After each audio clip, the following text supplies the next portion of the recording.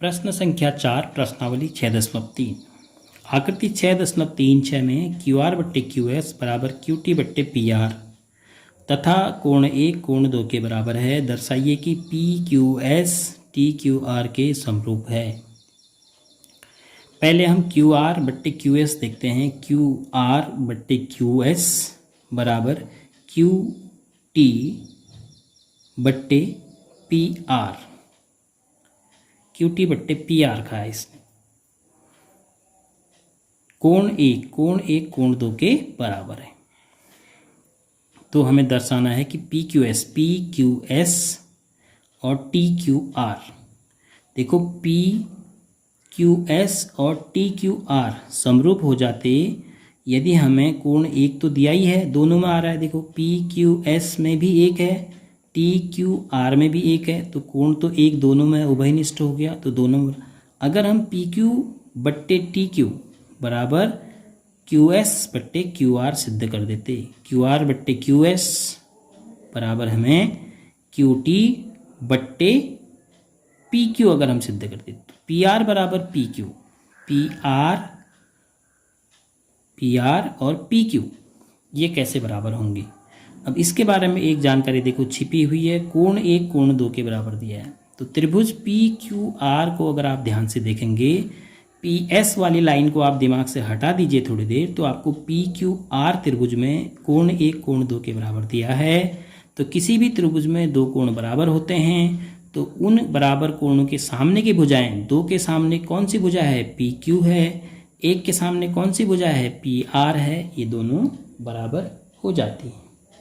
क्योंकि त्रिभुज कैसा है, ये समद्विबाहु है, तो समद्विबाहु त्रिभुज दो कोण बराबर हैं, समद्विबाहु होगा वो, क्योंकि उनके सामने की भुजाएं बराबर हो जाती हैं। तो लिखते हैं त्रिभुज पी क्यू आर में कोण 1 बराबर कोण 2, कोण 1 बराबर कोण 2। कोण 1 के सामने की भुजा है पी आर बराबर, और कोण 2 के सामने की भुजा है पी क्यू। क्यों? कारण समान कोण के सामने की भुजाएं त्रिभुज में, त्रिभुजों के लिए नियम है भुजाएं समान होती हैं। समान कोण के सामने की भुजाएं समान होती हैं, इसलिए मैंने लिखा पी आर बराबर पी क्यू। अब चूंकि क्यू आर बट्टे क्यू एस बराबर क्यू टी बट्टे पी आर क्या है, ऐसा दिया है,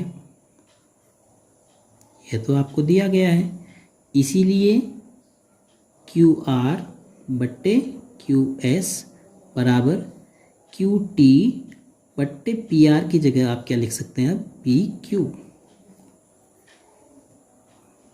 क्योंकि पी आर बराबर पी क्यू आप सिद्ध कर चुके हैं, दिखा चुके हैं।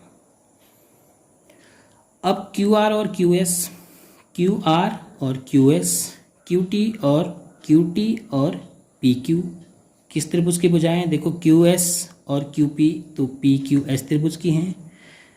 आर क्यू और टी क्यू त्रिभुज टी क्यू आर की भुजाएं हैं, अनुपात उनके बराबर हैं, तो भुजाओं के अनुपात बराबर आ गए, और बीच में एक ही कोण बना है, कोण पी क्यू एस बराबर कोण टी क्यू आर। क्यों? क्योंकि दोनों में क्या है, उभयनिष्ठ है। यह कोण जो है दोनों में उभयनिष्ठ कोण है, तो इसीलिए एस ए एस समरूपता कसौटी